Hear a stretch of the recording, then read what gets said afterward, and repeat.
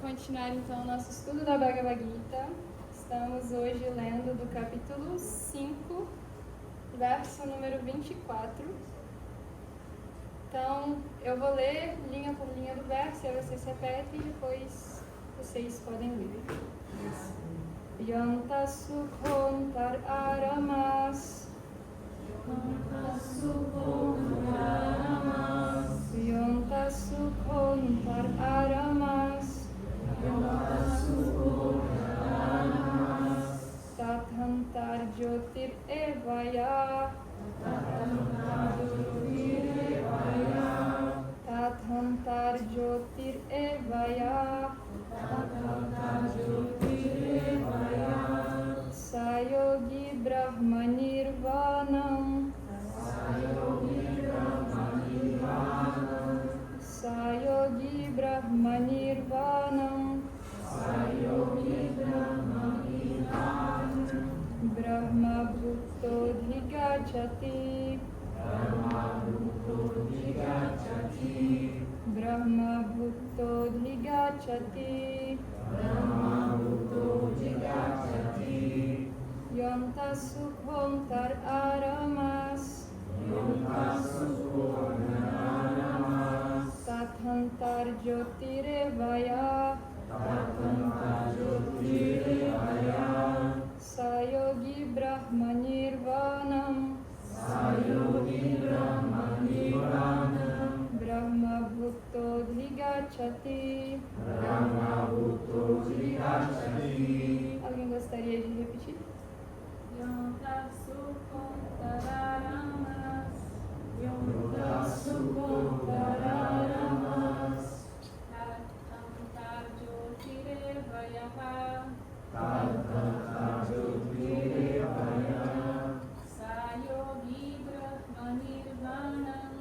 Sayogi Brahma Nirvanam. Brahma Bhutto Dhigachati.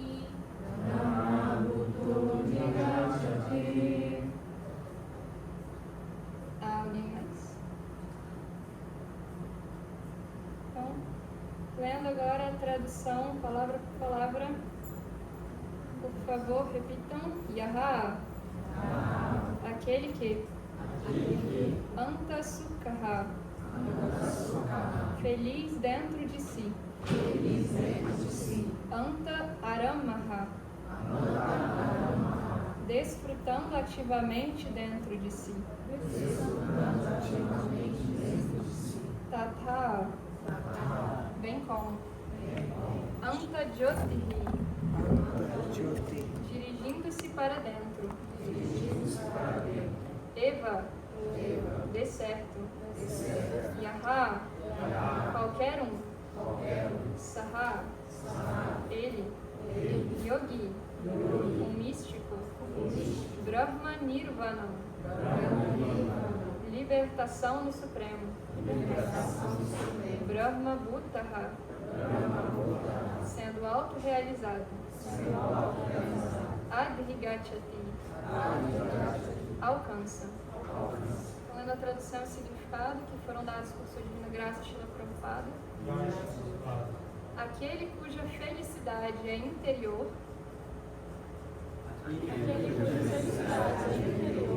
Que é ativo. E se regozija dentro de si. E cujo objetivo volta-se para o seu próprio íntimo. É de fato o místico perfeito. Ele liberta-se no Supremo. E por fim alcança o Supremo. Então vou ler sozinha. Aquele cuja felicidade é interior, que é ativo e se regozija dentro de si, e cujo objetivo volta-se para o seu próprio íntimo, é de fato o místico supremo. Ele liberta-se no Supremo e por fim alcança o Supremo. Significado: se a pessoa não for capaz de saborear a felicidade interior, como poderá afastar-se das ocupações externas que propiciam uma felicidade superficial? Quem é liberto tem experiência prática do que é felicidade. Ele pode, portanto, sentar-se em silêncio em qualquer lugar e gozar das atividades da vida interior. Essa pessoa liberta já não deseja felicidade material externa. Tal estado chama-se Brahma Bhuta, e quem o alcança tem a garantia de retornar ao Supremo, de voltar ao lar. Estou preocupada aqui. Então, antes de começar, eu vou oferecer as minhas reverências aos nossos mestres espirituais e a todos aqueles que vieram antes da gente, aos Vaishnavas aqui presentes, para que a gente possa tirar o máximo de proveito possível dessa conversa e obter alguma coisa que traga algum conforto para o nosso coração. Om Ganatiram Dasya Gyananjana Shalakaya Chakshuru Militam Jena Tasmai Shri Gurave Namaha Shri Chaitanya Manobhishtam Stapitam Jena Bhutale Swayam Rupa Kadamahyam Dadati Swapadantikam Nama Om Vishnu Padaya Krishna Preshtaya Bhutale Shrimate Bhaktivedanta Swamini Namine Namaste Sarasvati Devi Gauravani Pracharine Nirvishesha Shunyavadi Paschatya Deshatarine He Krishna Karuna Sindhu Dinabandhu Jagatpate Gopesha Gopika Kanta Radha Kanta Namaste Tapta Kanchana Gaurangi Radhe Vrindavaneshwari Vrishabhanu Sute Devi Pranamami Hari Priye Shri Krishna Chaitanya Prabhu Nityananda Shri Advaita Gadadhari Shri Vasari Gaura Bhakta Vrinda Hare Krishna Krishna Krishna Hare Hare Hare Rama Rama Rama Hare Hare Vancha Kalpatarubhyascha Kripa Sindhuveva Cha Patitanam Pavanebhyo Vaishnavebhyo Namo Namaha Hare Krishna. Então, nós estamos lendo hoje do capítulo 5, né? Esse verso ele já está no final do capítulo 5, basicamente. Vou repeti-lo. Aquele cuja felicidade é interior, que é ativo e se regozija dentro de si, e cujo objetivo volta-se para o seu próprio íntimo, é de fato místico perfeito. Ele liberta-se no Supremo e, por fim, alcança o Supremo. Então, esse verso, por ele também já está no final, né? Krishna já vai chegando a algumas conclusões. E eu acho que ele resume bem a ideia desse capítulo 5, que é intitulado Karma Sannyasa Yoga, e Prabhupada traduz como Ação e Consciência de Krishna, que traz dois elementos importantes, né? A combinação de karma, que são as ações, e sannyasa, que é a renúncia. Então, nesse capítulo, Krishna vai quase que dar uma conclusão dos capítulos que ele já estava falando anteriormente. Que a gente está aqui no contexto da Bhagavad Gita falando sobre o dilema de Arjuna, que é: eu luto ou não luto? Eu devo encarar essa batalha, lutar contra os meus parentes ou não? E aí, chega no capítulo 2, então Krishna começa a dar suas instruções, e ele fala sobre a diferença entre o corpo e a alma, a diferença entre matéria e espírito, e no final fala bastante sobre Buddhi Yoga, a importância de cultivar conhecimento, da inteligência. E aí, Arjuna então chega no início do capítulo 3 e fala: poxa, mas se você acha então que a inteligência é superior, por que eu tenho que lutar? Aí Krishna vem e fala o capítulo 3, que ele fala sobre Karma Yoga e a importância da ação. Então ele fala como que todos nós precisamos agir conforme a nossa natureza, agir como uma oferenda a Deus. Ele desenvolve bastante isso durante esse capítulo, até que Arjuna também pergunta: mas Krishna, por que às vezes as pessoas agem, parece que contra a sua própria vontade, como se tivesse uma força que as impelisse? Aí Krishna fala sobre a luxúria, que é basicamente um desejo hedonista, né? Assim, um desejo de controlar as coisas. Ele fala: Arjuna, esse é o maior inimigo da alma condicionada, e você precisa vencer esse inimigo com a arma do conhecimento. Aí ele começa então a falar o capítulo 4, que é Jnana Yoga, o Yoga do conhecimento.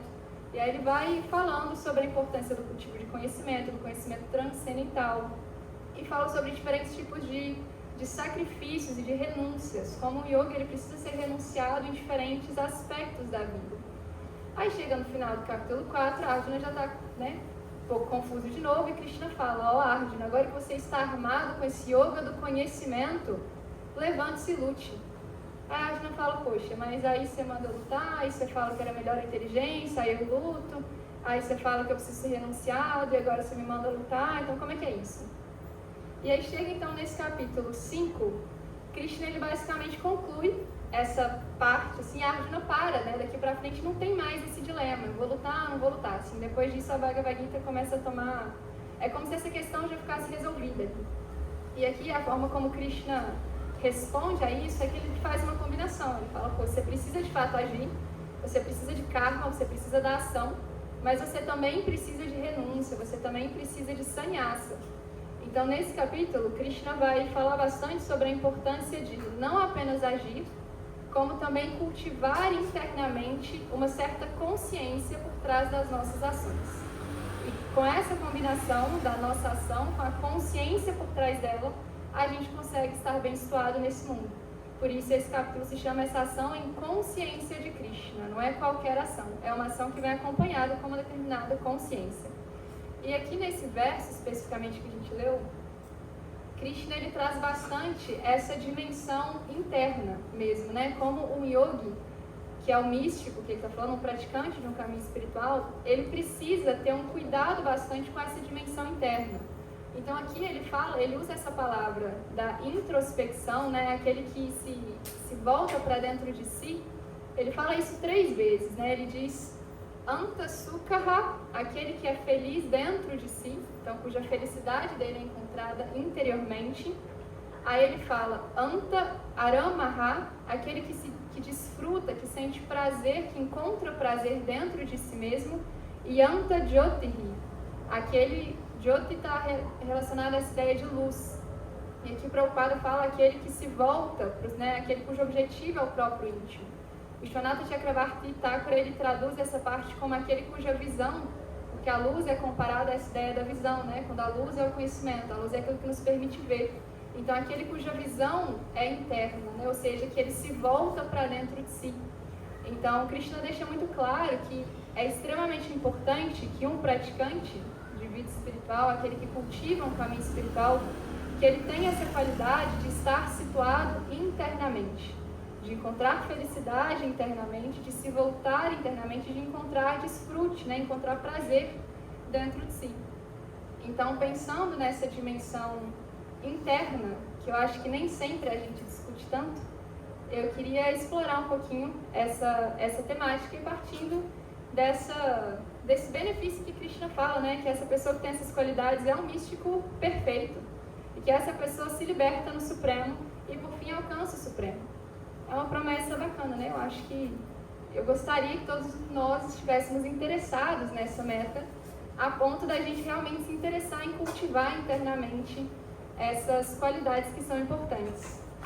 Então, eu acho que um ponto importante da gente começar refletindo é que essa ideia da introspecção e da meditação, que eu vou usar quase como sinônimos, né? Porque a introspecção está relacionada a essa ideia de uma inspeção interna. Então, é esse exercício de refletir sobre si mesmo, né? De refletir internamente. Enquanto a meditação, desse latim meditare, que é essa ideia de voltar-se para o centro. Então, esses 2 aspectos, né? Essa introspecção e essa meditação, isso são aspectos fundamentais do nosso caminho espiritual. E é interessante porque isso também está contemplado na Bhagavad Gita, né? Krishna tem um capítulo inteiro que ele fala sobre Dhyana Yoga, sobre esse yoga, de fato, assim, da meditação. Dhyana é essa ideia de concentrar-se em um único ponto, né? De estar centrado. Então, é interessante que às vezes a gente olha para a Gita e identifica diferentes tipos de yoga. Então, Krishna fala sobre Karma Yoga, sobre Jnana Yoga, que é o yoga do conhecimento, sobre Dhyana Yoga, esse yoga, né, da meditação, e também sobre Bhakti Yoga. Só que, na verdade, Jiva Goswami, um dos grandes mestres da nossa tradição, ele vai estabelecer que, na verdade, a Bhagavad Gita inteira é sobre Bhakti. Não tem nada na Gita que não seja sobre Bhakti, sobre devoção, sobre amor. E que todos esses diferentes tipos de yoga que estão sendo apresentados, eles são apresentados em relação a Bhakti. E aí Maharaj Chandramukha, ele explora isso um pouco também, e ele vai dizer que, na verdade, esses 3 outros tipos de yoga, então Karma Yoga, Jnana Yoga e Dhyana Yoga, eles, na verdade, são 3 aspectos diferentes de Bhakti. Então, dentro de Bhakti, desse caminho de se relacionar com o Supremo através do amor, a gente precisa da dimensão de karma. Então, a gente precisa agir corretamente no mundo. A gente precisa fazer com que esse conhecimento ele se transforme em condutas, ele se transforme em ação e que a gente consiga se tornar minimamente boas pessoas a partir desse conhecimento. Então, essa é a dimensão de karma, a gente precisa agir no mundo. Mas a gente também precisa de jnana, de conhecimento. Então, a gente precisa estudar, a gente precisa entender filosoficamente as coisas. Então, esse é um aspecto do cultivo de conhecimento, de Jnana Yoga. E também existe esse aspecto de dhyana, esse aspecto meditativo, da introspecção. De que o yogi, aquele que está se dedicando ao caminho espiritual, ele precisa ser uma pessoa centrada em si mesmo, e aqui não no sentido egoísta, né? Centrada em si mesmo, considerando que o seu verdadeiro eu é a alma espiritual, é o Atma. Então, a gente precisa desses 3 aspectos para sustentar a nossa prática. Não que a gente precise se preocupar com nenhum deles separadamente, né? Bhakti inclui essas 3 coisas. Inclui as nossas ações no mundo, inclui o cultivo de conhecimento, mas inclui também uma dimensão introspectiva, uma dimensão meditativa, que não é simplesmente o momento da nossa japa, que nem sempre, inclusive, é uma meditação, né? É que deveria ser. Mas não é apenas isso. Esse aspecto meditativo é uma postura também no mundo, né? De ser mais introspectivo. E ele vai falar que esses 3 aspectos eles são interdependentes. A gente precisa dos 3 para cultivar uma vida espiritual saudável. Mas o que acontece é que nem sempre a gente se preocupa muito com essa dimensão interna, ou dessa introspecção. Especialmente em Bhakti, né? A gente está muito preocupado com as nossas ações, ou às vezes com os estudos, mas a gente às vezes perde um pouco nesse trabalho interno que a gente precisa fazer constantemente. E eu acho que às vezes a gente, inclusive, confunde um pouco as coisas, né? Ou lê a literatura de uma forma um pouco incompleta. Porque tem, Rupa Goswami, ele define de uma maneira muito prática a ideia do serviço devocional. Então, Rupa Goswami, lá no Bhakti Rasamrita Sindhu, que Prabhupada compila como Néctar da Devoção, ele vai dizer um verso que é muito conhecido pelos devotos, né? Que é o Sarvopadi Vinir Muktam Tat Paratana Nirmalam Rishikenam Rishikesha Sevanam Bhakti Ruchate. Então, o que ele diz nesse verso, Baladeva? Sarvopadi Vinir Muktam Tat Paratana Rishikenam, o Senhor dos Sentidos, Rishikesha Sevanam Bhakti Ruchate, serviço com a devoção mais elevada. Serviço, Senhor dos Sentidos, devoção mais elevada? Não é isso não. Por aí, né? Ele vai falar que Bhakti, né? Bhakti significa Hrishikena, Hrishikesha. Ocupar os sentidos a serviço de Hrishikesha, aquele que é o Senhor dos sentidos. E quando a gente faz isso, 2 efeitos colaterais acontecem.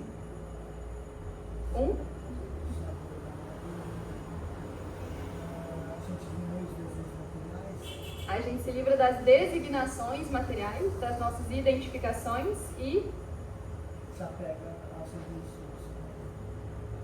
Não?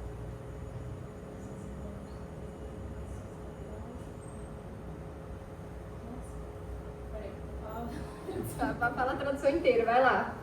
Os jovens estão decorando o verso sem saber nem a tradução do verso. Eu só decoro o verso. Os jovens Que isso? estão lutando com a parte mais baixo agora, né? E os jovens não são tão jovens, aí a memória começa.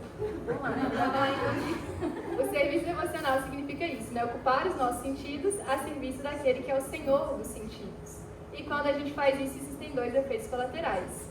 A gente se livra das nossas designações materiais, das identificações corpóreas, e os nossos sentidos se purificam, simplesmente por estarem ocupados em serviço devocional. Então, Rupa Goswami, quando ele define Bhakti dessa maneira, ele fala de um aspecto muito prático, né? De uma dimensão que está muito nesse campo palpável, que é o que a gente faz com as nossas atividades. A gente pega as nossas atividades e as ocupa a serviço de Krishna. Parece muito simples, né? E de fato é. Só que às vezes a gente só para aí, né? E fala então que Bhakti é só fazer isso, é só fazer atividades espirituais. Só que a gente também esquece que tem um outro verso ali um pouco mais na frente, que ele também contempla uma outra dimensão de Bhakti, que é o Anyabilashita Shunyam, Anupurana Krishnanu, Uttama.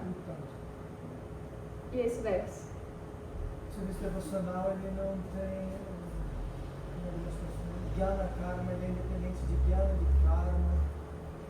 Que nesse verso ele fala que Bhakti Uttamana, então a Uttama Bhakti, o nível mais elevado de Bhakti, de devoção, é aquele que a gente executa com 2 componentes muito importantes, com uma atitude favorável e sem desejos de outros ganhos, sem desejos de lucros e de ganhos materiais que podem ser obtidos por karma e por jnana. Então, aqui ele quase que complementa a definição anterior, né? Que Bhakti não é simplesmente ocupar os seus sentidos a serviço dos seus sentidos, ponto, acabou. A gente precisa fazer isso, porém, também Isso precisa ser feito com atitude favorável e de maneira imotivada, sem outros desejos. Então, quando o Rupa Goswami está falando isso, ele diz que não basta a gente simplesmente focar na nossa ação, no que a gente está fazendo em termos de serviço devocional. A gente também precisa cuidar da consciência por trás das nossas ações.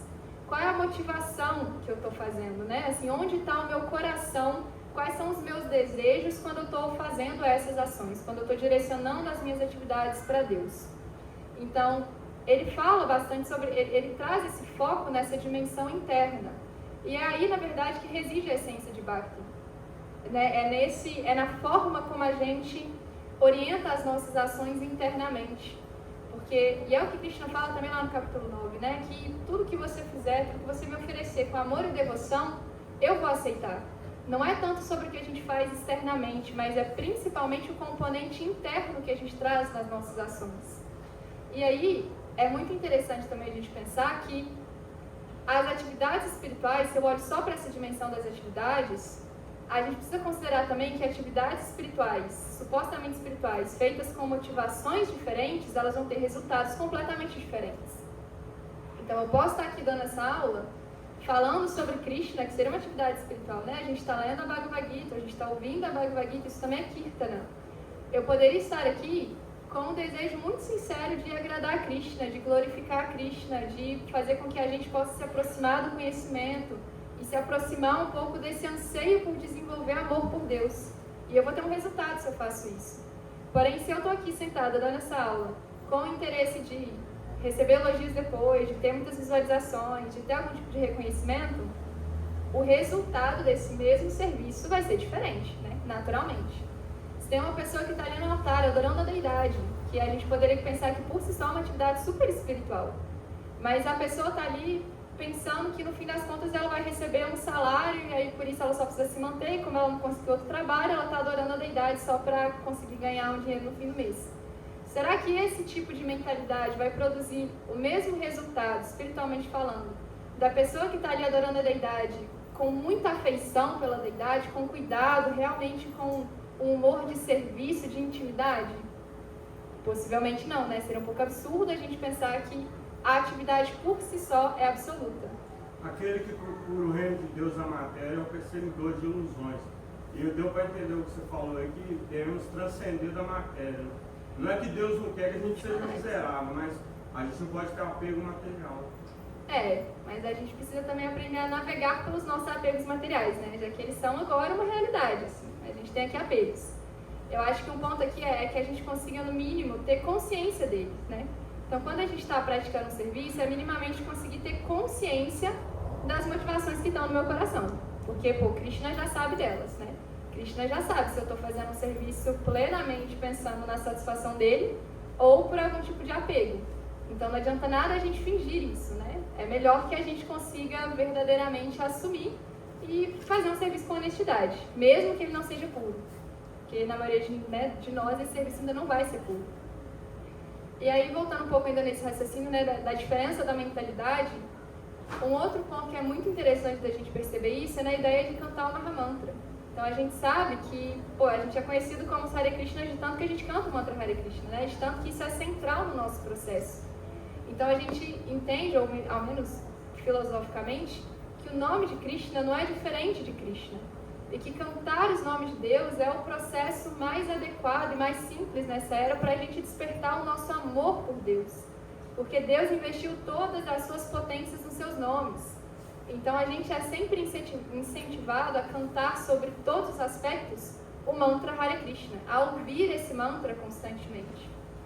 E aí é dito que quando a gente ouve esse mantra, o mantra Hare Krishna, cantado por devotos, por pessoas que têm apego a Krishna, isso é como um remédio que pode nos curar da doença mais grave de todas, que é a doença da ilusão, dessa identificação que a gente tem com essas nossas identidades.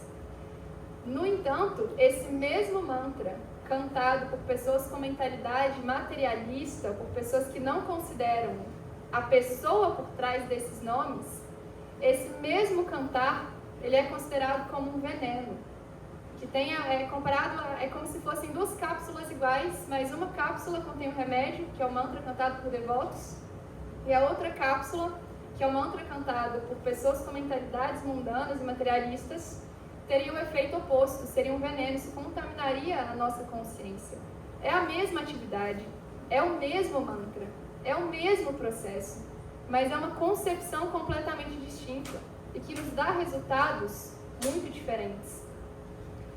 E eu fiquei pensando nisso também, mesmo dentro do contexto do mantra cantado por nós devotos, ou aspirantes a devotos, né? Porque a gente pensa, então a gente está cantando Hare Krishna, então tá tudo bem. E aí é só cantar Hare Krishna que tá tudo certo.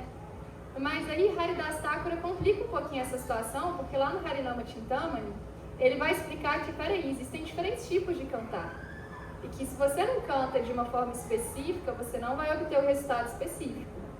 Então ele vai falar que aquela pessoa que canta o mantra Hare Krishna, que canta esses santos nomes, sem a compreensão profunda da sua identidade espiritual e da natureza transcendental dos nomes de Deus, essa pessoa canta Namabhasa, que significa literalmente a sombra do nome. Essa pessoa não está nem cantando Mahamantra de fato, ela está cantando uma sombra, uma imagem, quase uma projeção do mantra. E esse cantar, assim, por mais que ele traga muitos benefícios, ele não nos leva à meta última, que é Krishna Prema Bhakti, amor puro por Deus. Haridas Thakura vai falar que para essa pessoa, os santos nomes, que é comparado a um sol brilhante, ele está encoberto pelas nuvens da nossa própria ignorância e dos nossos anartas, que são os nossos condicionamentos. Ele vai falar que é somente quando a gente canta Shuddhanama, os nomes puros, que essa meta de amor por Deus realmente desperta no nosso coração. Então não basta simplesmente cantar, não basta só cumprir um número de voltas, não basta só cantar Hare Krishna de qualquer maneira. Existe uma maneira correta que as coisas devem ser feitas. E existe essa maneira correta internamente, né? Existe uma compreensão correta através da qual a gente precisa investir a nossa prática. Então, esse aspecto da introspecção ou dessa meditação é extremamente importante para que a gente consiga, de fato, alinhar a nossa consciência com a nossa prática. Para que a gente consiga se responder, por que eu estou fazendo isso? Por que eu estou cantando? O que eu quero quando eu canto? Qual a minha motivação? Qual é o desejo que está no meu coração? Né? Por que eu estou fazendo isso? E eu lembro assim, sempre que tem um áudio que ressurge de tempos em tempos assim, nos grupos de WhatsApp, de Radhanatha Swami, né, que perguntam para ele, Maharaj, como que a gente pode superar o cantar mecânico? Que é a pergunta que aparece vezes e vezes na nossa vida, né? Porque a gente está sempre se deparando com esse obstáculo, infelizmente. E aí Maharaj fala uma única coisa, que a gente precisa se lembrar do porquê a gente está cantando. Muito simples, né? Uma diferença muito simples, é cantar com consciência, com a concepção adequada. Então, quando a gente se faz essas perguntas, né, do porquê que eu estou cantando, onde está meu coração, qual é realmente a minha meta, não basta também que a gente simplesmente responda superficialmente, é porque eu quero me purificar, porque eu quero amor por Deus. O que ele vai falar é que a gente precisa de um investimento um pouco mais profundo nessas respostas. E aí Satyananda Swami complementa isso de uma forma interessante, que ele fala que a gente precisa ter essa compreensão da nossa motivação, ou do objetivo que a gente quer alcançar, em 4 níveis diferentes. A gente precisa conseguir responder todas essas perguntas a nível de manas, a nível da nossa mente, a nível de buddhi, da nossa inteligência, então eu preciso entender filosoficamente e também racionalmente o que é que eu estou fazendo, por que eu estou fazendo, qual é o efeito de fazer isso. Mas eu preciso também entender a nível de chitta, a nível de consciência, que ele traz aqui essa ideia de chitta quase como se fosse uma mente subconsciente, assim, aquilo que está permeando toda a sua prática, que é um aspecto muito sutil. E ele fala, mas além disso, você também precisa ter essa compreensão e poder responder essas perguntas a nível de ahankara, a nível de identidade. Então aqui ele fala sobre um investimento que é muito profundo, que não é simplesmente eu falar, estou cantando isso para alcançar amor por Deus. Assim, isso é uma resposta no máximo a nível de manas. Ou se você adianta um pouquinho, você vai entender buddhi, né? Por que isso te leva até o amor por Deus, etc. Mas enquanto não tiver esse investimento, a nível de coração mesmo, a nível de identidade, né? O meu senso de identidade estiver envolvido na minha prática, essa prática vai estar sempre superficial. E Bhakti não é um processo superficial, né? Bhakti é um processo, pelo contrário, extremamente profundo, é um processo que se destina a transformar o nosso coração. Porque é somente com esse coração purificado, com o coração limpo, com o coração de fato entregue a Krishna, que a gente vai poder investir nas nossas atividades com esse amor por Deus, que já está latente no nosso coração, mas que precisa ser despertado de alguma maneira. Então, isso é uma meta muito profunda, né? E é o que Krishna quer da gente, que a gente possa oferecer as nossas ações para Ele com pleno amor, com plena devoção. É muito simples, de uma certa forma, né? É só isso que Krishna quer, que tudo que você faça com amor, você faça com devoção, que independente das suas atividades, a gente esteja com a mente fixa nele, com o coração entregue a Ele. Só que isso não é barato, de certa forma, né? A gente precisa passar por esse processo de transformar o nosso coração. E Bhakti, que é também o processo e também a nossa meta, se destina a fazer isso, a transformar o coração. Só que se eu estou num processo que se destina a limpar meu coração e eu não invisto o meu coração, não faz muito sentido, né? Assim a coisa não acontece muito bem. É como a ideia de você ligar uma máquina de lavar roupa sem colocar roupa suja lá dentro. Tipo, nada vai acontecer. Então, Bhakti é um processo de transformação muito profunda do nosso coração e, portanto, o nosso coração precisa estar investido na nossa prática, profundamente, para que ele possa ser purificado. E aí, essa dimensão da purificação é uma outra área que demanda bastante cultivo interno.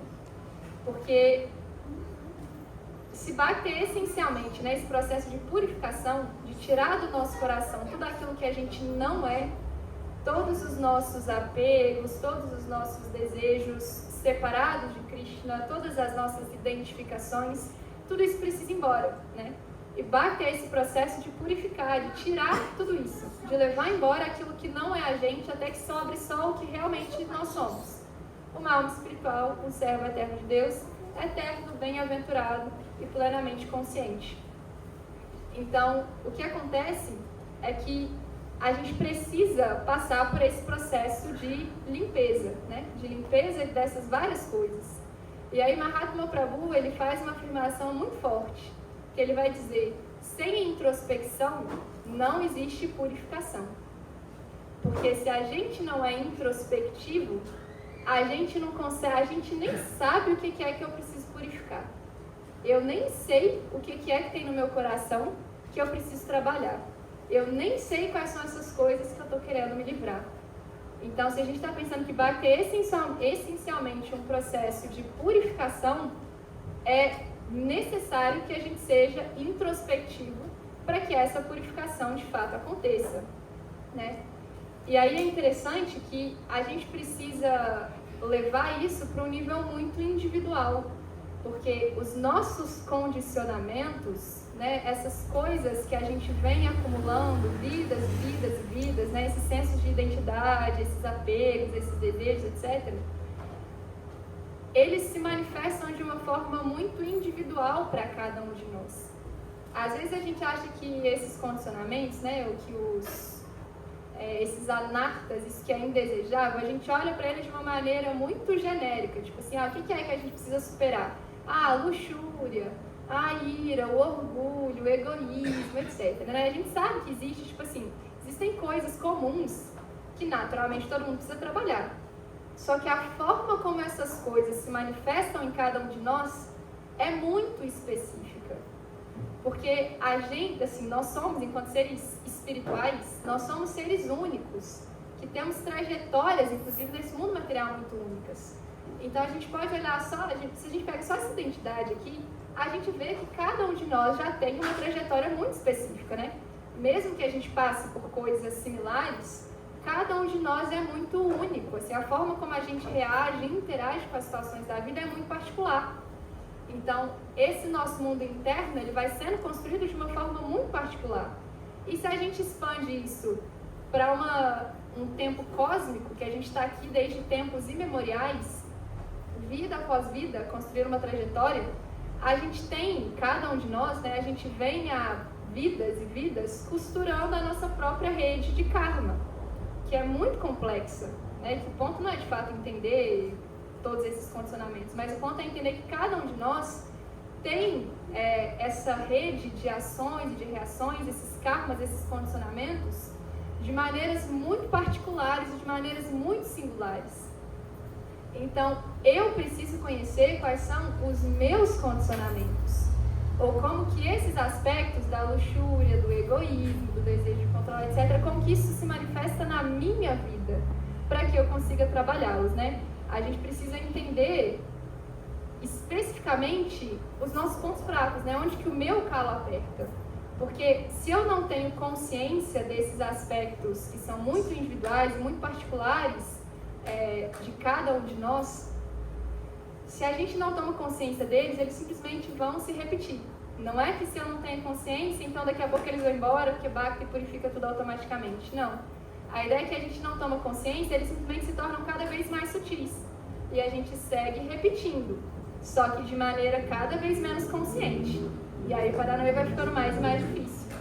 Então o ponto é que a gente precisa reconhecer quais são essas dificuldades que a gente tem na nossa vida espiritual.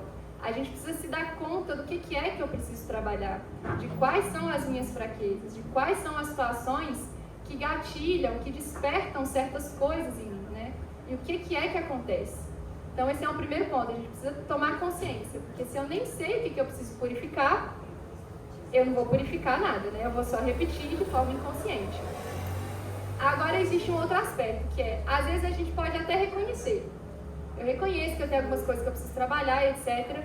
Só que quando eu olho para essas coisas, eu não utilizo essas situações como oportunidade de autorreflexão. Ou seja, eu justifico tudo externamente. Então aí eu posso ser uma pessoa super impaciente, super intolerante, mas quando eu exibo um comportamento intolerante, não é porque eu sou intolerante, é porque o fulano fez uma coisa. Você viu o que ele fez? Você viu como que ele falou comigo? Então a gente fica buscando justificativas externas para os nossos próprios comportamentos. E aí também o trabalho não acontece, né? Porque a gente fica sempre jogando a responsabilidade para fora. E aí eu não uso, mesmo que eu reconheça, né? Pô, não foi legal a forma como eu falei, não foi legal a forma como eu agi, mas, né, foi culpa dele, foi culpa da situação, foi culpa do que aconteceu. A gente não usa isso como uma ferramenta de fato de auto-reflexão e de introspecção. E aí, um fato extremamente importante que a gente precisa reconhecer é que a forma como a gente responde, e aqui eu digo uma resposta interna e externa, a forma como a gente responde às situações da vida dizem muito mais sobre a gente do que sobre a situação. Né? Vocês já repararam que uma mesma situação gera respostas e sentimentos completamente diferentes nas pessoas? Então, que o ponto não é a situação em si. O ponto é o que é na gente que faz com que eu me sinta daquela forma. Se eu tô aqui dando essa aula, aí chega no final da aula, alguém fala, pô, essa aula foi terrível. Péssimo, não falou nada com nada, completo, assim, desviou das escrituras, foi horroroso, acho que você nem devia dar aula mais, esse negócio não foi legal não. Aí eu posso receber essa crítica e não falar nada na hora e assim, tomar isso como minha vida e alma, ficar extremamente culpada e nunca mais eu querer dar uma aula, porque eu vou falar, eu não sirvo pra isso, isso daqui não é pra mim, eu estou cometendo ofensas, eu nunca mais vou fazer isso. Aí a Kamalakshmi um dia pode dar uma aula e ter esse mesmo comentário. Ela vai virar pro cara e falar, o problema é seu. Se você acha minha aula ruim é porque você não entendeu. Isso aí é porque você não tem compreensão, você não tem avanço suficiente, nem me importa com o que você está falando. Aí o Baladeva pode dar uma aula que recebeu o mesmo comentário e xingar o cara, falar, quem que você pensa que é pra me falar um negócio desse? Olha quem eu sou e olha pra você. Minha cara. Os exemplos não guardam a menor semelhança com a realidade, tá? Eles são puramente ficcionais. Então pense, sabe, a mesma situação, o mesmo comentário pode gerar na gente respostas muito diferentes. Agora nós vamos assim, nós vamos de vida real, né? Eu sou uma pessoa que eu tenho muito compromisso com... Pra mim é muito importante manter compromissos, especialmente de horário. Então se a gente marcou aqui, pô, 5h30, vamos fazer um bhajan, eu espero que, sei lá, 5h27 a pessoa já esteja aqui. E eu também, porque eu já terei chegado uns 10 minutos antes. Aí, se a pessoa chega aqui 5h40, 5h45, eu vou falar, pô, eu fico um pouco chateada assim mesmo. Eu fico tipo, tudo bem, né? Chato. Porém, acontece. Aí pode ser que a Kamalaxi, desculpa, tá? Pode ser que a Kamalaxi pode ser uma pessoa que não se importa muito com horários. Aí a pessoa chegou aqui 6 horas, marcou 5h30, a Kamalaxi vai falar, tranquilo, acontece. Menor problema, suave, nem faz diferença. E aí pode ser que o Baladeva vai virar para essa pessoa e falar, que falta de compromisso e responsabilidade, eu nunca mais marco nada com você. Vou xingar o cara. Acabou. Acabou a relação, tipo assim, cortou relações. A mesma situação. Eu fiz um compromisso com alguém, essa pessoa atrasou. Eu posso ficar um pouco chateado, eu posso não me importar, eu posso ficar irado, eu posso achar que essa pessoa está fazendo alguma coisa pessoal comigo, que ela não gosta de mim, qualquer coisa do tipo. Então são respostas externas e internas completamente diferentes. E o ponto é que a gente consiga entender, ou ao menos se perguntar, o que tem em mim que fez com que eu reagisse dessa forma? O que tem na minha história, o que tem dentro de mim que faz com que quando tal coisa aconteça, eu me sinta desse jeito? Ou que quando tal coisa aconteça, eu responda de determinada forma, né? A gente precisa entender, assim, precisa se fazer essas perguntas de fato, né? O que tem em mim para eu responder desse jeito? Não simplesmente olhar para as coisas a partir dessa situação externa. Se eu justifico, então, que eu fiquei chateado porque o outro atrasou, eu não vou entender que, na real, o que está em jogo é a importância que eu dou para o compromisso, para o horário e a rigidez que eu tenho em relação a isso. E aí eu não vou ter a oportunidade de ser mais flexível e de trabalhar uma questão que, para mim, seria importante ser trabalhada. E eu vou colocar isso na conta da outra pessoa. Então, o ponto é, se a gente não cuida dessas coisas com muita consciência, elas se repetem, né? Essa é a natureza de condicionamentos. Eles têm essa natureza de se repetirem. E é interessante que a gente pode pensar que não apenas eles já estão se repetindo, tipo assim, não apenas a gente vai repeti-los e continuar repetindo, como a gente já está repetindo isso, muito possivelmente desde a nossa infância. Isso é uma parada que a psicologia explica de uma forma muito clara, assim. A forma como a gente responde interna e externamente a algumas emoções e algumas situações, a gente está fazendo isso desde a nossa infância, né? Que são as estratégias que a gente cria desde a nossa infância para responder à vida. Então, muito possivelmente, a forma como a gente lida hoje em dia com medo, com ansiedade, com frustração, com etc., são estratégias que a gente desenvolve, tipo assim, na nossa infância. E que a gente basicamente refina isso um pouco. Mas se alguém me critica, eu me sinto frustrado, diante dessa frustração, eu me recolho, ou eu choro, ou eu fico irado, essas possivelmente são respostas que a gente já exibia quando a gente era criança. Mas a gente faz isso de uma forma um pouquinho mais sofisticada ao longo da vida, né? Mas o ponto é que a gente já está nesse ciclo de repetição. E enquanto a gente não tomar consciência dessas coisas, a gente não vai ter a menor possibilidade de quebrar esse ciclo.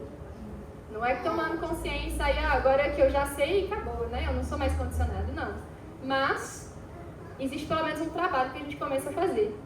E aí existe também uma terceira opção, não que existam apenas 3 opções, né? Que eu estou fazendo uma, a gente nem sabe os nossos condicionamentos, o outro a gente sabe os nossos condicionamentos, mas a gente não se responsabiliza por eles, porque a culpa é do outro ou da situação. Uma terceira possibilidade, que também não é a única, é a gente até reconhecer certas dificuldades, certas coisas que eu preciso trabalhar, certos anarcas, mas eu falo assim, quer saber, não é assim tão importante, sabe por quê? Porque se eu continuar praticando, e se eu continuar cantando minha japa, isso vai embora.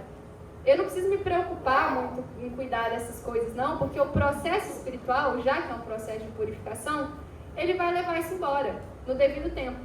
Então eu não preciso me preocupar muito. É só eu continuar praticando, que essas coisas, com o devido tempo, vão embora. E aí, quando a gente faz isso, pode parecer, né? Pode parecer espiritual, mas na real é simplesmente uma estratégia de não se responsabilizar novamente pelo trabalho que a gente precisa fazer. E mais do que isso, a gente minimiza o impacto que esses condicionamentos e que essas dificuldades têm no nosso avanço espiritual. Então o que acontece é que assim, existe, igual quando eu falei no verso de Rupa Goswami, né? O que acontece quando a gente pratica Bhakti? Os nossos sentidos se purificam, a gente se livra das designações materiais, aí parece tudo muito mágico, né?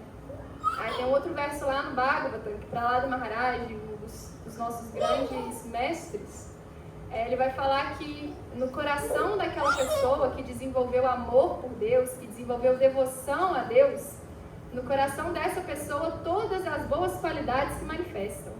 As qualidades divinas, né? As qualidades que Krishna fala aqui na Bhagavad Gita. A gente fez uma série dessas qualidades, inclusive, né? Inclusive, ele descobriu, aqui um parênteses, recentemente, que tem um devoto lá do Rio, que é o Mukunda. Se eventualmente você estiver assistindo isso, Mukunda Hare Krishna.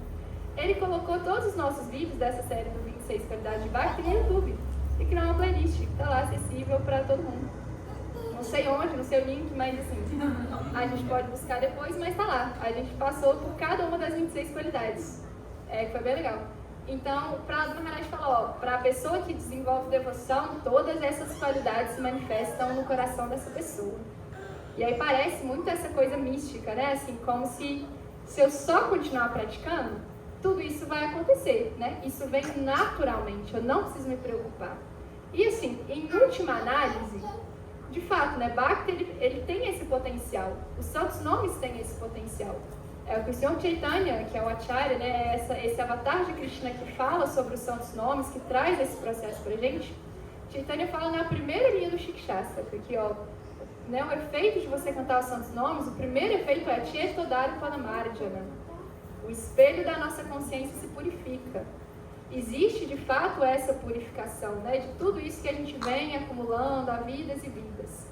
E realmente, assim, Bhakti é capaz de nos outorgar todas as qualidades, especialmente o processo de cantar os santos nomes. Os santos nomes têm essa potência, porque Krishna diz que ele investe todas as suas potências nos santos nomes.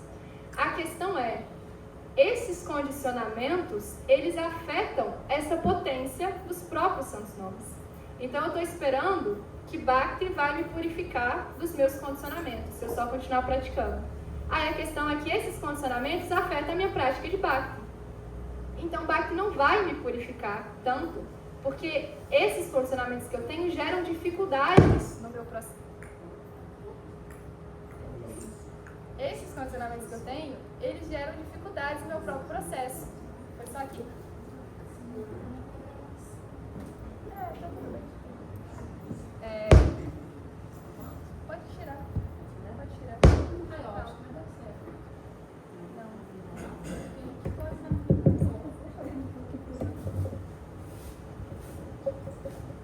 Hare Krishna. Será que é um sinal? Assim, tô falando besteira, para. Ou será que foi para dar um foco nisso? Assim, para Trazer atenção, tipo assim, pausa dramática, ponto importante. Fica aí o questionamento, né? Então, a gente precisa entender isso. E tem uma explicação por que essas dificuldades que a gente tem, elas atrapalham a potência que Bhakti manifesta na nossa vida. O que acontece? Né? Existe uma explicação assim, filosófica para isso também. Onde que esses condicionamentos e que essas dificuldades se manifestam? Em que situação essas nossas impurezas se manifestam? Quem chuta? Assim, em que situação isso acontece? Na aflição? Pode ser, na aflição. No contexto de Bhakti é sobre o quê? Quando estamos juntos. Relacionamentos, né? Se eu tô sozinha em casa lá no meu quarto, eu não vou saber se eu sou uma pessoa muito impaciente, muito intolerante, muito arrogante, né? Quando a gente tá sozinho, essas impurezas, elas tendem a não aparecer muito, né? Elas aparecem no contexto das nossas relações. Quando a gente tá aqui, ó, lidando um com o outro. Bhakti é bastante sobre isso, sobre relacionamentos, porque são nesses relacionamentos que a gente se purifica, né? E aí o que acontece? Se eu tenho esses condicionamentos que afetam as minhas relações, elas afetam naturalmente então as nossas relações com os devotos. E o que acontece é que o maior obstáculo de avanço na nossa vida espiritual é as ofensas que a gente comete aos devotos. E aí Vishwanath Chakravarti, inclusive, vai falar que não é a ofensa que a gente comete contra o devoto, tipo assim, super elevado. Tipo, a ofensa que eu cometo com o devoto, que eu olho pra ele e falo, tipo assim, nossa, essa pessoa é realmente um devoto, então essa pessoa eu não quero, de forma alguma, causar perturbação. Ele fala que essas dificuldades que a gente gera para os outros devotos valem para qualquer nível de devoto. Ou seja, vale para, tipo, todo mundo. Porque todo mundo é um devoto. no seu próprio tempo, no seu próprio ritmo, da sua própria forma, da sua própria maneira, mas todos nós, espiritualmente, somos devotos. Então, a questão é que essas dificuldades que a gente tem, essas impurezas, esses anartas, eles se manifestam nas nossas relações. E quando eles se manifestam nas nossas relações, a gente, querendo ou não, consciente ou inconscientemente, a gente causa perturbação para as outras pessoas, né? A gente causa problemas para os outros, a gente ofende alguém, a gente faz alguém se sentir mal, a gente machuca os outros. E isso é um grande empecilho para o nosso avanço espiritual. Então, não é simplesmente que eu vou continuar cantando minha japa e as coisas todas vão se resolver. Porque a gente também tem que se perguntar, que tipo de cantar é o nosso? Porque eu falei, se a gente está cantando Nama Bassa, que é essa sombra do cantar, esse cantar não é muito potente. Mas se eu estiver cantando Shuddha Nama, um cantar puro, sem ofensas, aí esse cantar é super potente. Então, Nama Bassa, o meu cantar não é lá grandes coisas. O que dizer de Nama Parada, essa plataforma que a gente está cometendo um monte de ofensa? Então, o ponto é que essas dificuldades, elas minimizam a potência da nossa própria prática. E se elas minimizam a potência dessa prática, essa prática não vai nos purificar tanto assim. E Vishwanath Chakravarti, ele tem inclusive uma sessão no Madhurya Kadambini que ele explica isso. Porque alguém pode pensar, né, poxa, mas se os santos nomes são assim tão absolutos, se eles têm essa potência, aí tem versos nas escrituras que falam, se a pessoa cantar os santos nomes uma única vez, ela vai ser purificada de todas as suas reações pecaminosas. Então, se os santos nomes têm essa potência, por que essa purificação ela é assim tão gradual? Por que de fato, então, só por eu cantar essa purificação não acontece? Aí ele explica, ele fala uma coisa super legal. Ele fala assim que os santos nomes têm essa potência. Porém, quando os santos nomes se aproximam da gente e veem as nossas ofensas, eles recolhem as suas potências. E aí eles não manifestam isso completamente na nossa vida. Então, o ponto é que o processo, ele não nos purifica dessa maneira automática. Porque o potencial que ele tem de nos purificar é também recíproco à qualidade da nossa prática. Se eu estou simplesmente praticando de qualquer jeito ou cantando de qualquer jeito, essa purificação também acontece assim, meia boca, né? Não acontece lá grandes coisas. Mas se a gente está de fato levando o processo com seriedade, aí essa purificação acontece de uma outra maneira, né? Então, a gente precisa reconhecer essas dificuldades que afetam a nossa prática com muita seriedade, assim, realmente entendendo que esses anartas e que esses condicionamentos, eles não vão embora magicamente. Eu não preciso só continuar praticando e não fazer nada. A gente precisa se responsabilizar por esse trabalho interno que está nas nossas mãos fazer. Porque se a gente não faz, a gente também está passando a mensagem para Krishna de que eu não estou me esforçando tanto assim, né? Faz o trabalho aí, Krishna. Eu fico aqui esperando, tá? O dia que você quiser dar sua misericórdia, mas eu tô aqui, ó, tô cantando seu nome. E a gente tá aqui cantando, mexendo no celular, cantando, pensando em qualquer outra coisa. Mas eu tô cantando, Krishna. Então não é assim. A gente precisa, de fato, se preocupar muito com a qualidade da nossa prática, com a qualidade do nosso cantar. E nesse sentido é extremamente importante que a gente tenha essa consciência do que são as coisas que estão impedindo o meu avanço.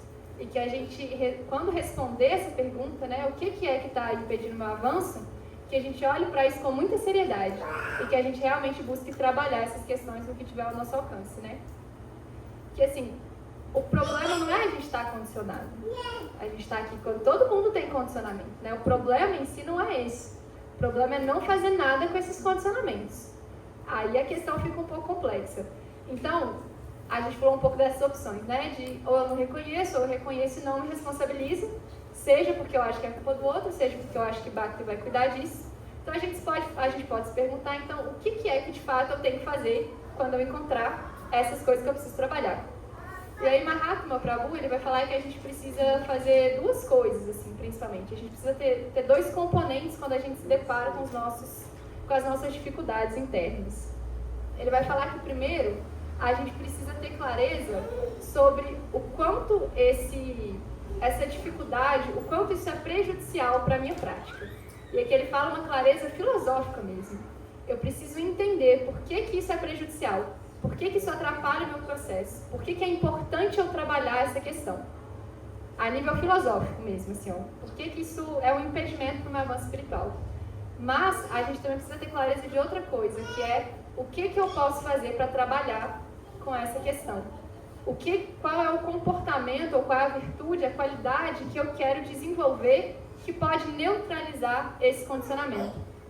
Aí a gente pode pensar em alguns exemplos, né? Assim, se uma coisa que a gente quer trabalhar é a arrogância. Eu reconheço que eu sou uma pessoa muito arrogante, eu reconheço que isso é um grande empecilho na minha prática. Eu estou aqui o tempo todo querendo o crédito que é de Krishna, né? Eu estou querendo o tempo todo ocupar uma posição que não é minha. E eu entendo isso. E aí eu entendo também que para superar isso, para superar essa arrogância, eu preciso de uma postura mais humilde. Então, quando a gente se depara com isso, a gente tem a possibilidade de, diante de situações que despertam essa arrogância em mim, eu escolho conscientemente dar uma resposta mais humilde. Não significa que essa arrogância foi embora, que eu transcendi a arrogância, mas significa que eu estou fazendo um esforço consciente, que eu estou praticando a humildade. É muito diferente do que eu exibir um comportamento humilde e ficar achando então que eu sou a pessoa mais humilde de todas, que agora eu super transcendi, eu sou um devoto super humilde. Ou então, por outro lado, eu vou pensar, eu não vou agir com humildade em nada, porque se eu sou arrogante, não faz sentido então agir com humildade, porque isso vai ser falso. Aí eu não quero nem treinar a humildade, porque já que eu não sou humilde mesmo, então é melhor eu não agir dessa maneira, porque aí vai ser muito falso, não vai ser sincero essa atitude que eu estou tendo com essa pessoa. E aí uma questão é, a gente precisa desse caminho do meio, que é entender que não é que é uma resposta completamente mecânica, não é que ela é falsa, mas ela é uma prática, ela é um esforço consciente de agir de maneira que vá favorecer eu superar esse condicionamento. E aí ele vai falando assim, a gente pode pensar nisso para qualquer outro exemplo, né? Eu lembro que há pouco tempo, não sei quão pouco tempo assim, porque faz muito tempo que eu não estou aqui, alguém deu uma aula falando sobre inveja. Foi você, Kamalat? Foi Shri Krishna? Não lembro, mas que falou sobre inveja, claro que pra gente combater a inveja, a gente faz isso com serviço, né? O Prabhupada fala muito sobre isso. Então, se eu estou diante de um devoto que me desperta esse sentimento de inveja, não é então que eu estou agora achando, que eu estou me convencendo e me iludindo que eu reconheço todas as boas qualidades daquele devoto e por isso eu estou servindo, porque eu sei que ele é um devoto super avançado. Não, mas não é que também eu me escondo atrás disso e falo, eu não posso ficar também agindo dessa forma, né, porque vai ser mó falso que eu agir dessa maneira. A gente tem esse exercício, essa prática de servir a outra pessoa, mas desde que eu faça isso com essa consciência de que, pô, isso não é natural para mim, mas eu estou fazendo um esforço, eu estou escolhendo agir dessa maneira como uma prática. Porque qualquer virtude que a gente quiser atingir, qualquer uma das 26 qualidades que estão ali que Krishna fala, a gente pode escolher qualquer uma delas, elas são alcançadas pela própria prática dessas qualidades. Se eu quero me tornar uma pessoa humilde, eu não posso esperar que quando eu tiver Bhakti, eu vou ser humilde. Porque Bhakti precisa ser praticado com humildade. Então a questão é, alcançar a humildade é um caminho que é trilhado com a prática da humildade. Ser uma pessoa mais tolerante é um caminho que é trilhado com a prática da tolerância. Não de uma maneira falsa. Não é tipo assim, só finge que você é super tolerante que eventualmente você vai ser. Eu tenho um grande problema quando as pessoas falam isso, né? Essa ideia do tipo assim, é só fake it till make it, né? Tipo, age aí como se você fosse super humilde que eventualmente você vai ser. Porque a gente pode estar simplesmente se iludindo, de novo tamponando o que a gente precisa trabalhar. Mas é muito diferente agir com humildade enquanto prática. Reconhecendo que eu estou fazendo isso conscientemente, que é um esforço para que eu possa desenvolver um pouco mais isso e superar o meu orgulho, a minha própria arrogância, etc. Então, essa é a dimensão do esforço, né? A gente sempre fala que Bhakti é essa combinação de esforço e de misericórdia. E às vezes a gente fica muito preso só nesse aspecto da misericórdia. Que então Bhakti vai me dar essas qualidades, que no devido tempo tudo isso vai surgir no meu coração, porque cantar os santos nomes purifica uma pessoa de todas as suas reações, etc. Mahatma fala, isso é o 50% de Krishna. Esse é o 50% da misericórdia. sim, praticando Bhakti você vai ter todas essas qualidades. Isso é misericórdia. Porém, a gente precisa dar os 50% que é o nosso esforço. Eu preciso me esforçar em praticar estas qualidades. E porque não é simplesmente praticando que eu vou alcançá-las. A questão é que quando a gente pratica sinceramente essas qualidades que a gente está tentando desenvolver, a gente também se depara com as nossas próprias limitações. E esse esforço genuíno, isso nos purifica. E esse esforço sincero atrai essa misericórdia de Krishna. Porque aí ele olha pra gente, ele olha para o nosso esforço, ele olha para as nossas limitações e fala, de fato, né, essa pessoa chega até aqui. É o que Krishna fala, eu dou o que você tem e preservo, eu dou o que falta e preservo o que você tem. Então a gente chega até um certo ponto, Krishna preserva isso, mas falta, sempre falta. Então quando a gente está ali tentando servir esse devoto, que eu percebo que eu tenho inveja dele, essa tentativa, espera-se que eventualmente ela nos frustre. Porque a gente vai precisar tentar e perceber que, caramba, se eu só tentar sozinho, não adianta. Eu preciso também que Krishna me ajude a superar essa inveja. E aí, nesse ponto, vem essa misericórdia também. Quando esse esforço culmina em uma humildade, em um senso de eu não consigo fazer sozinho. Essa é a combinação de esforço e misericórdia, né? Eu faço a minha parte, eu busco desenvolver as qualidades, eu busco superar esses condicionamentos, mas eu entendo que eu não consigo fazer isso sozinho. Que não é simplesmente indo na terapia que eu vou resolver todas as minhas questões, mas que também não é não fazendo nada e me mantendo completamente alheio a elas, que eu vou superá-las. E que Krishna eventualmente vai dar essa graça, né? A gente precisa dessas duas coisas. Então, eu já estou super passando o horário, pessoalmente, né? Eu nem vi que eu esqueci. O ponto é que a gente consiga se deparar com essas situações desafiadoras na nossa vida e pensar genuinamente, né? O que eu preciso trabalhar aqui? O que Krishna está me ensinando?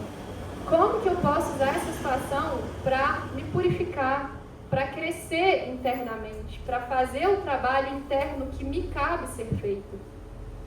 E que a gente leve esse processo a sério, porque a gente está aspirando por algo que é muito elevado.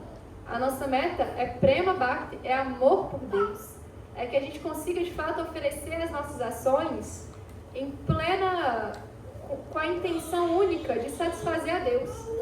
E a gente está aqui fazendo tudo isso de forma muito misturada, né? A gente pratica Bhakti com vários outros desejos no nosso coração, com várias outras intenções. E, num certo sentido, está tudo bem, porque esse é o estado que a gente está agora. Mas a gente não pode se acomodar com isso. A gente não pode ficar achando que eu posso ficar nessa plataforma sempre.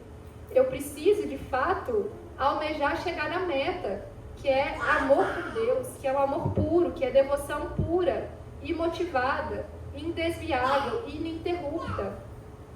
E chegar nesse ponto exige da gente uma postura muito séria, uma postura de muito compromisso, de muita responsabilidade com o nosso processo.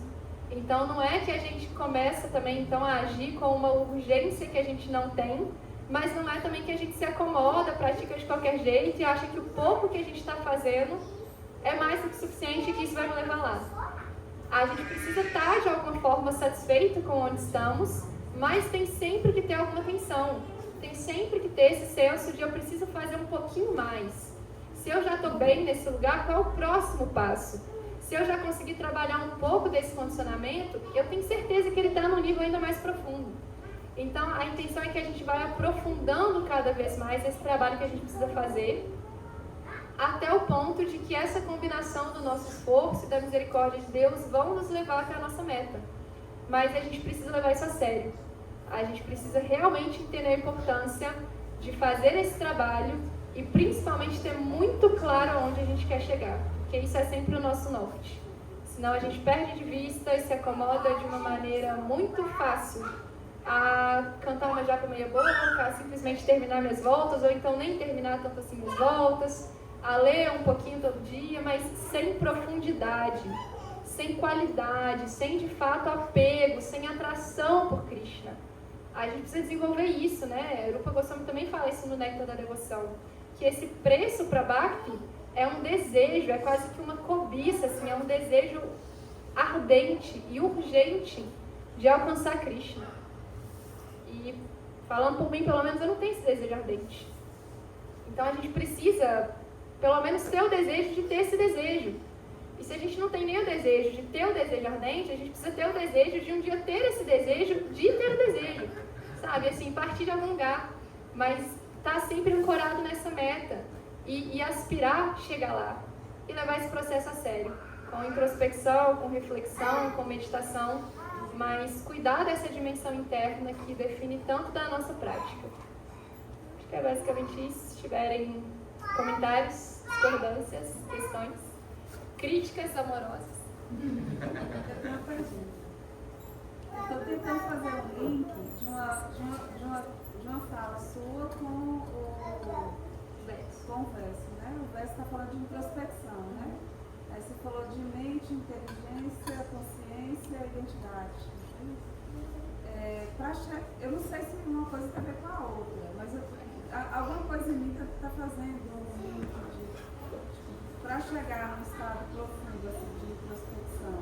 Seria níveis a passar de mente, inteligência, consciência até uma identidade que seria... Sim, é quando a gente transcende esse nível do ahankara, que é esse nível do ego. Então, quando o Maharaj traz esses 4 níveis assim, de compreensão, ele está falando assim, isso aqui é o máximo que você consegue chegar. Você precisa instalar na sua mente, na sua inteligência, na sua consciência e no seu senso de identidade.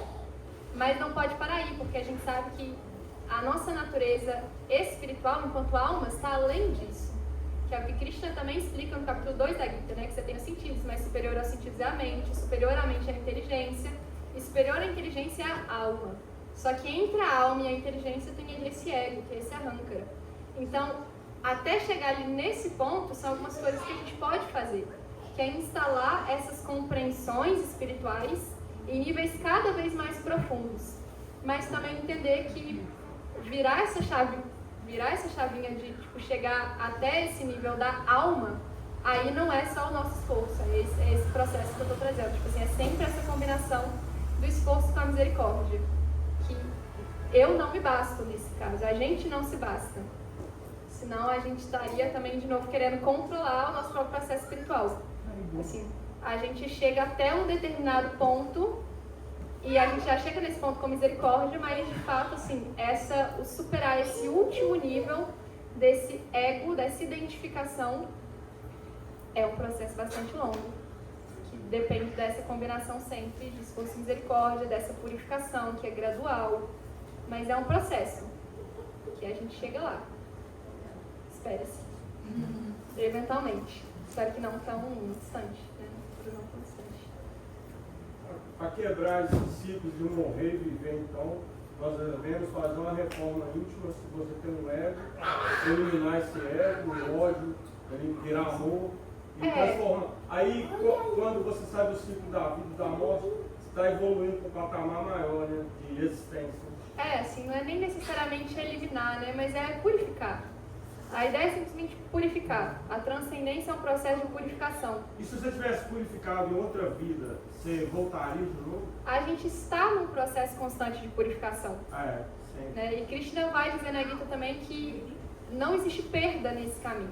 Então, se nessa vida eu me purifiquei 0,00001%, na outra vida eu já parto desse 0,0000001%. Né? A gente parte de onde a gente parou, então a gente está em um processo gradual de purificação, mas o problema é que a gente está se purificando e sujando de novo, né? É tipo o banho do elefante, assim, a gente não está levando tão a sério o Paranauê. A gente canta um pouquinho, mas aí a gente vai e nutre também os nossos apegos, nutre as nossas identificações e fica querendo sempre o melhor dos dois mundos, né? Eu canto um pouquinho, eu vou no templo, eu até leio, mas eu também continuo fazendo tudo que me mantém apegado. Aí, é o que eu tô falando, que minimiza a potência, né? Tô esperando que a minha prática vai me purificar, mas a minha prática não é assim tão pura. Infelizmente, ela não vai me dar tanta pureza assim. Então, é um processo gradual de simplesmente purificar. Purificar os nossos sentidos, purificar a mente, purificar a inteligência, purificar o ego, até que a gente encontre isso tudo na sua versão pura, na sua versão espiritual. Em Bhakti, a gente não está almejando alguma coisa que a gente não é, ou algo que a gente não tem. A gente quer simplesmente tirar aquilo aquilo que nós não somos. Então a gente tem sentidos espirituais, mente espiritual, inteligência espiritual, ego espiritual. A gente tem uma identidade espiritual.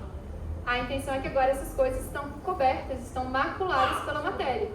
Então a intenção é só purificar, tirar isso que não é, até que sobre só o que realmente é, que é essa identidade espiritual plena. Então é simples, de certa forma. Eu tenho uma pergunta. Não é fácil. Na prática, como que a gente purifica a mente, a inteligência e o falso ego? O que você pensa sobre? O que você se responderia? Tipo, o que passa na sua cabeça quando você pergunta isso? Tipo assim, todo mundo está querendo a purificação. Então, como que a gente, o que a gente deve fazer na prática, mecânica? Como que eu aperto o botão para ligar a televisão? Fazer o efeito, né? A gente não precisa fazer nada que a gente já não faça, de certa forma, né? O processo de Bhakti está aí. Cantar os santos nomes, se associar com os devotos, estudar as escrituras, fazer tudo isso. Porém, fazer tudo isso com consciência, com introspecção, com uma reflexão sincera. Talvez fazer tudo isso com sinceridade. Porque o processo é isso. Atenção que você está falando, assim. Porque é isso, um com cuidado consciência, mais né? forte, né? Quando a gente pensa, por exemplo, no cantar dos santos nomes, a gente de fato espera-se, né, que a gente tenha pelo menos a fé, assim, a convicção profunda de que a gente vai conseguir tudo que a gente precisa através do cantar. Tudo. Inclusive Prema Bhakti, a meta última. Porém, como que a gente canta, né? Que tipo de cantar nos dá isso? Shuddhanama, que é um cantar que ele é feito sem nenhum tipo de ofensa, um cantar puro. E quando a gente pensa nessas ofensas que a gente comete, qual é a raiz de todas as ofensas? Cantar desatento. Então a gente começa sempre trazendo atenção, trazendo consciência para a nossa prática. Porque o processo de Bhakti ele já se destina a isso. O processo de Bhakti já é a purificação do nosso coração. Mas é pensar em como eu estou praticando, né? Como eu estou cantando, como eu estou ouvindo, como eu estou lendo, como eu estou aqui presente no templo, o que de fato está no meu coração, ou melhor, onde de fato está o meu coração. Então é conseguir cada vez mais ter esse exercício de alinhar, né? Como Maharaj Satyananda fala, assim, alinhar mente, alinhar corpo, mente e coração. A gente não pode estar simplesmente aqui com o nosso corpo, nem só aqui com o nosso corpo e também atento, mas eu preciso estar aqui com o meu corpo, com a minha atenção e com o desejo, assim, com o investimento sincero de eu estou aqui porque eu quero aprender, porque eu quero de fato me purificar. Me purificar do quê? Né? Preciso também conseguir me responder dessas coisas. Então, queria só falar uma coisa sobre isso, uma visão que eu tenho sobre isso, que você falou que por mais que a gente se esforce, a gente sabe que a gente não vai conseguir tudo, mas o exercício é exatamente o esforço de trazer a consciência, de não ficar no automático, né? Eu sou assim, eu tenho essas ações, eu tenho essas reações, essas respostas, e eu coloco no automático e vivo a vida dessa forma, achando que isso sou eu e isso é normal e ponto, né? E eu sempre trago minhas analogias de dança, desculpa, gente, né? Porque né, cada um no seu mundo. E eu sempre falo com as minhas alunas, por exemplo, não adianta você querer dançar com uma super postura se você fica o dia inteiro assim no celular. exatamente. Então, como que a gente vai ter esforço quando a gente vai ter essa consciência, essa atenção? Quando a gente lê, quando a gente canta japa, quando a gente está fazendo serviço, sim, todo o resto do tempo, porque assim, quanto tempo a gente vai cantar japa no dia? Vamos supor que eu vou cantar japa 2 horas. Ainda tem aí 22 horas no meu dia. Né? Porque quando eu estou dormindo é mais difícil, mas assim, no resto do tempo que eu estou acordado, se eu não estou praticando essa consciência, eu achar que eu vou estar consciente na hora que eu estou cantando japa ou lendo, fazendo qualquer coisa, é impossível. E o legal é que eu tenho todo esse resto do tempo que eu não estou fazendo o serviço, entre aspas, para praticar isso, para na hora que eu vou para o serviço eu estar mais consciente. Se eu quero viver inconsciente, não dá para eu achar que eu vou estar consciente na hora de praticar o serviço. Né? E essa é uma dimensão, para mim, pelo menos é uma das coisas mais fascinantes de Bhakti, né? Bhakti se pretende a ser um processo integral. A gente não pratica Bhakti só quando a gente está aqui no templo, só quando eu estou ali cantando minha japa, só quando eu estou sentado lendo alguma coisa. Bhakti é algo, como eu falei, tipo assim, essa reforma do coração, isso é a todo momento. Isso precisa se expandir para todo momento. Então essa prática, ela também tem que acontecer em toda circunstância. Essa ideia da atenção mesmo, da introspecção, eu já dei uma aula aqui falando sobre introspecção também em algum momento, quando foi o capítulo 5. A gente teve umas aulas de capítulos da Gita, né? E esse capítulo 5 para mim é sempre um capítulo que traz a ideia da introspecção. E eu lembro que a gente discutiu um pouco dessa ideia de que como é que eu vou querer ser uma pessoa introspectiva no meu processo espiritual se todo o resto da minha vida eu estou fora, eu estou ancorado fora. Eu estou o tempo inteiro só me distraindo, tamponando coisas, buscando o tempo todo distrações, assim, pequenos prazeres para eu não lidar com o que eu tenho que lidar. E aí no processo espiritual, não, aqui eu sou profundo, eu sou introspectivo. Né? Isso são coisas que a gente cultiva em todas as áreas da nossa vida. E quando a gente pensa, inclusive, isso eu acho incrível, né? Quando a gente pensa nas ofensas que a gente comete aos santos nomes, é super legal, porque a gente tem lá a lista das 10 ofensas que a gente precisa evitar, né? Das 10 coisas, das 10 práticas que a gente tem que evitar quando a gente canta os santos nomes. Tipo, nenhuma delas diz respeito ao exato momento em que a gente está sentado cantando. Todas elas falam sobre condutas que a gente tem, ou concepções que a gente tem, em outros momentos da nossa vida. Para a gente entender que esse processo de cantar os santos nomes, ele não se restringe ao momento que eu paro aqui e canto minha japa, ou que eu venho aqui e sento no kirtan ou no bhajan. Esse é um processo integral, e é um processo que exige da gente um investimento integral também. Não é só um pedacinho do meu tempo, do meu dia, etc. Só que nem todo mundo está pronto para isso. Né? Assim, nem todo mundo está querendo, de fato, se investir tanto. E talvez tenham tido... Talvez não, né? A gente também passou por um momento da nossa vida em que a gente não se investiu tanto.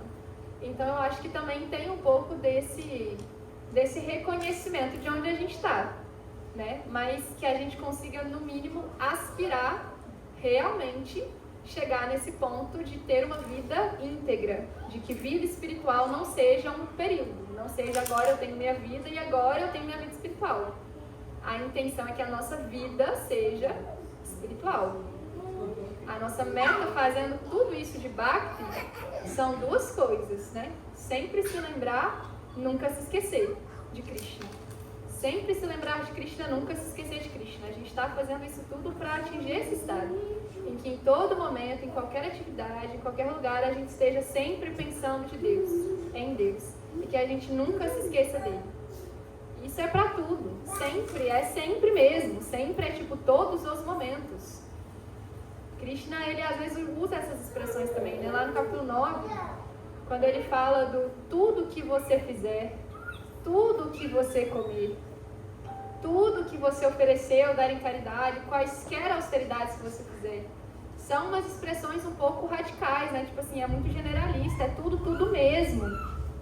Tudo que você fizer, faça como oferenda a Deus. Krishna não está falando, né, só quando você fizer a coisa X, só quando você cozinhar no templo uma coisa que é para mim, aí você oferece. Não, é tipo tudo. Tudo é realmente tudo. Essa é a meta de Bhakti, né, que a gente consiga integrar e permear toda a nossa vida com isso, que não tenha nada na nossa vida separado disso. E é uma prática, e essa prática se constrói nesse exercício mesmo, né? Mas isso não é barato. E não pode ser mesmo. Hare Krishna, todas as glórias pela Prabhupada.